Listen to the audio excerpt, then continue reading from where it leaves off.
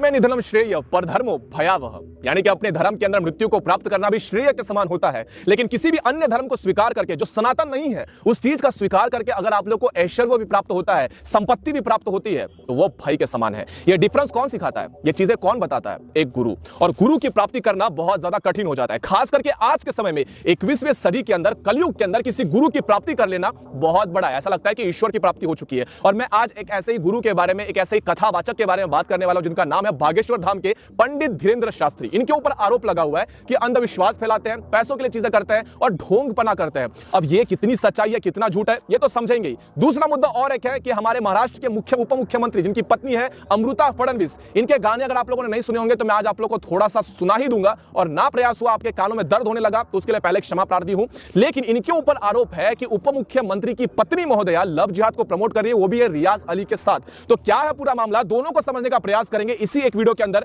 तो साथियों, स्वागत है आप सभी का अपने YouTube चैनल आशुतोष थॉट्स के अंदर, जहां हम बात करते हैं सत्य सनातन की और हमारे हिंदुत्व इतिहास की। तो आज ठीक हम बिहार दरभंगा से, मैं अपने बांस के खेतों में से आप लोगों को सारा सूचना देता हूं। चलिए आज का वीडियो आरंभ करते हैं। सबसे पहले हम लोग बात करने वाले हैं बागेश्वर धाम के बारे में। पंडित धीरेन्द्र शास्त्री क्या सच में गॉडमैन है? और मैं पहले ही बता देता हूं कि मैं किसी भी व्यक्ति का पूजा करने के समर्थन में बिल्कुल भी नहीं हूं। मैं किसी भी व्यक्ति को भगवान के स्थान पर लाकर नहीं देखता हूं। मेरे लिए सारे व्यक्ति है। हाँ, इसमें भक्ति की एक स्टेज हो सकती है, उनकी भक्ति मुझसे ज्यादा है या उनके भक्ति से किसी और की भक्ति ज्यादा होगी तो वो पूजनीय है, या उनके चरण हमारे लिए पूजनीय हो सकते हैं। उनकी सूचना या उनकी जिस गद्दी पे वो बैठे हैं, उस गद्दी से जो वो सूचना देते हैं, वो सभी सनातनियों को मानना ही चाहिए, क्योंकि हमारा सनातन धर्म गुरु शिष्य परंपरा के लिए जाना गया है। लेकिन क्या सच में बागेश्वर धाम के अंदर जो सच्चाई बताई जाती है वो ये या तो फेक स्टोरी है या वो अंधविश्वास फैलाते हैं? और ऐसा आरोप कौन लगा रहा है? तो लेफ्ट लॉबी। एक छोटा सा एग्जांपल देकर आपको समझाने का प्रयास करता हूं, ध्यान समझिए। बागेश्वर धाम ने कभी भी या फिर धीरेन्द्र शास्त्री जी ने कभी भी इस बात का बखाना नहीं किया है कि मुझे कोई सिद्धि प्राप्त है या मैं ईश्वरीय वरदान के साथ आया हूं। मुझे जो पता है मैं वो बता देता हूं। अब वो चाहे गलत हो या सच हो या लोग जानते हो, और लोगों का विश्वास है तो लोग जाते हैं। वो कथाओं के अंदर हिंदुत्व की बात करते हैं,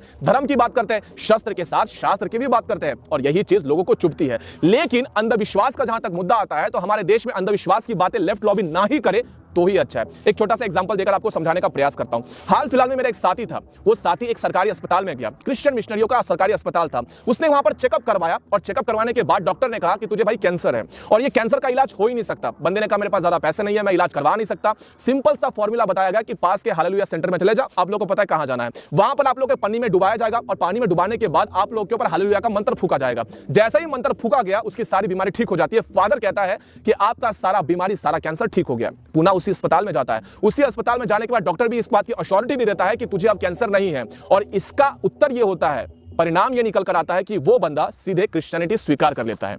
अब अंधविश्वास किसे कहा जाता है? तो इसे आज से 2 वर्ष पूर्व आप लोगों ने ठीक देखा होगा कि हमारे देश के कोठावाचकों के ऊपर हम लोगों ने बहुत सारे वीडियो बनाए। मैं हो गया, सत्य सनातन हो गए, रंग दे बसंती हो गए, ये सारे यूट्यूब चैनल के ऊपर कॉपीराइट स्ट्राइक आए। मेरा तो पिछला वाला चैनल पूरी तरह से डिलीट ही करवा दिया। और किसने करवाया था? तो वो करवाया गया था हरियाणा के द्वारा चित्रलेखा, जिन्होंने आप लोगों ने सुनते होंगे। उनके ऊपर मैंने किसी प्रकार के अवाच्य भाषा का प्रयोग न करते हुए बस उनसे कुछ लॉजिकल क्वेश्चन किए थे। मुरारी बापू सेम चीज की थी, बहुत स्वामी चिन्मयानंद, इन लोगों से मैंने भर भर के प्रश्न किए थे जिनके उत्तर मैं इनसे अपेक्षित करता था। व्यासपीठ की गद्दी से जब ये लोग अल्लाहू अकबर के नारे लगते हैं, जब नमाज चलता है, तो हमारे रामचरितमानस के कथा को, हमारे तुलसीदास जी के कथा जब आरंभ होती है, रामायण के कथा को, भागवत के कथा को, सभी को रोक कर कहते हैं कि उनकी अजान को सुन लिया जाए। अब इन लोगों की पीड़ा यह हो रही है कि बागेश्वर धाम आजकल के हिंदू युवकों के मन के ऊपर अधिराज्य कर चुका है। मेरे भी मन के ऊपर अधिराज्य उन्हीं का है, क्योंकि उन्होंने धर्म की बात की है, ना केवल शास्त्र की, शस्त्र की भी बात वो करते हैं, और जो है वो सत्य है। सनातन धर्म के गद्दियों से इसी प्रकार का अनुकरण, इसी प्रकार की सूचना बार बार की जानी चाहिए। और बागेश्वर धाम अपना कर्तव्य आज से नहीं कर रहा, कई वर्षों से कर रहा है। लेकिन लोगों के पेट में दुखना आज आरंभ हो गया, क्योंकि सोशल मीडिया के माध्यम से जितनी प्रसिद्धि बागेश्वर धाम की आज हुई है, पहले नहीं हुई थी। तो आप लोगों से मैं अनुरोध करूंगा, किसी प्रकार की अफवाह, और एक और चीज बता देता हूं, किसी प्रकार की अफवाहों पर विश्वास रखना ही नहीं। लेकिन धीरेन्द्र पंडित शास्त्री के बारे में भी थोड़ा सा आप लोगों को बताने का प्रयास करता हूं। समझते हैं धीरेन्द्र पंडित शास्त्री, इनके बारे में अफवाह क्यों फैलाई जा रही है और कितना हद तक वो सच है। कैरेक्टर पता है आप लोगों को? चरित्र। अगर किसी व्यक्ति को बदनाम करना हो, उसके खिलाफ समाज के अंदर असंतुष्टि की भावना का निर्माण करना हो, तो सबसे इजीएस्ट वे होता है उस व्यक्ति का चरित्रहीन कर दो। उस व्यक्ति को, उसके जीवन में एक बार चरित्रहीनता का दाग लग गया तो वो भले व्यक्ति साधु क्यों ना बन जाए, चरित्रहीनता का दाग कभी जाएगा ही नहीं। बेस्ट एग्जांपल इसके लिए कौन है? आसाराम बापू। जैसे ही मैंने नाम लिया, आप लोग के मन के अंदर, आप लोग के सबकॉन्शियस माइंड के अंदर रेपिस्ट की तस्वीर नजर आ रही होगी, है ना? लेकिन उन लोगों से पूछिए आसाराम बापू कौन थे जिन्होंने क्रिश्चियन धर्मांतरण को स्वीकार करने के बाद, वापस हिंदू धर्म में लेने के बाद, क्रिश्चियन मिशनरियों के नाक में दम कर देने वाले आसाराम बापू थे। और क्रिश्चियन मिशनरी जब तक थे या आसाराम बापू जब तक थे, क्रिश्चियन मिशनरियों का धंधा पूरी तरह से बंद हो चुका था। अब आते हैं सीधे धीरेंद्र शास्त्री के ऊपर। सीधे वही चीज इनके साथ भी की जा रही है। उनकी जैसी वेशभूषा, उनकी जैसी केशभूषा, उनके जैसे कपड़े सब कुछ पहनाकर वीडियो वायरल करने का नादान प्रयास किया जाता है। उनके जो नाम के लेकर बहुत सारे ऐसे वीडियो बनाए जाते हैं जहां पे लड़की दिखाने का प्रयास किया जाता है कि बागेश्वर धाम के गद्दी पर बैठने वाले धीरेंद्र शास्त्री कितने ज्यादा कैरेक्टरलेस पर्सन है।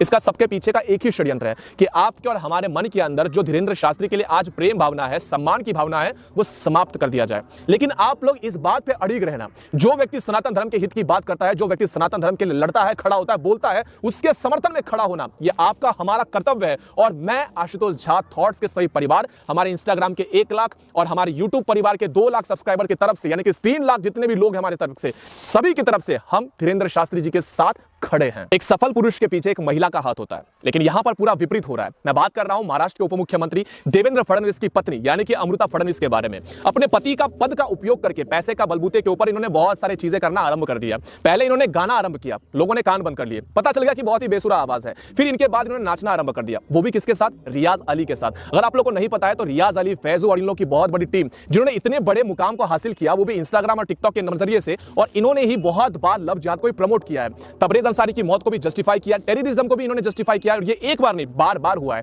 और ये मुद्दा इतना ज्यादा कंट्रोवर्शियल क्यों है? क्योंकि सबसे इजीएस्ट वे इसको समझने का यह है कि बीजेपी हिंदुत्व का मुद्दा लेकर जीती है, हिंदुत्व के लिए करती है, और हिंदू धर्म के लिए बहुत बार बीजेपी महाराष्ट्र के अंदर स्टैंड भी लेती है, जो कि अच्छी बात है। देवेंद्र फडणवीस बहुत पढ़े लिखे और इंटेलेक्चुअल पर्सन है, अच्छे राजनेता है, लेकिन उनकी पत्नी पूरी सारी उनकी मेहनत को बर्बाद करके रख देगी। क्योंकि इनका ऐसा नाच देखना न केवल हमारे लिए शर्मिंदगी की बात है, अपितु मुख्यमंत्री देवेंद्र फडणवीस अपने हाउस पर उन्हें बुलाकर इस तरह से यथोचित सम्मान देकर उसके साथ अपनी पत्नी का नाच वायरल करवाते हैं। ये तो सरासर देखने में पता चलता है कि पैसे का दुरुपयोग हो रहा है। क्योंकि इतने बड़े इंडस्ट्री के अंदर, इतने बड़े टी सीरीज के अंदर उनको अगर गाने का चांस मिल रहा है, ना तो सुर है, ना तो ताल है, ना तो नाच है, फिर भी अगर उनको चांस मिल रहा है तो हम लोग को उल्लू मत बनाइए। हम लोग अच्छे से जानते हैं कि ये सारा का सारा खेला पैसों का है। तो सबसे आसान तरीका यही है कि अगर आप अपने गरिमा, अपने पद को संभालना चाहते हो तो कृपया करके हाथ जोड़कर निवेदन है कि ताई नाचना बंद करिए, क्योंकि आप उस जगह पर फिट नहीं होते हो। और कुछ चीजें एक्सेप्ट कर लेना बहुत अच्छी बात होती है। समाज सेवा में उतरो, आपकी पर्सनल लाइफ है वो करो, लेकिन अगर आपके पर्सनल लाइफ की वजह से समाज के अंदर दुष्प्रभाव पड़ रहा है तो आपको वहीं पर थम जाना चाहिए।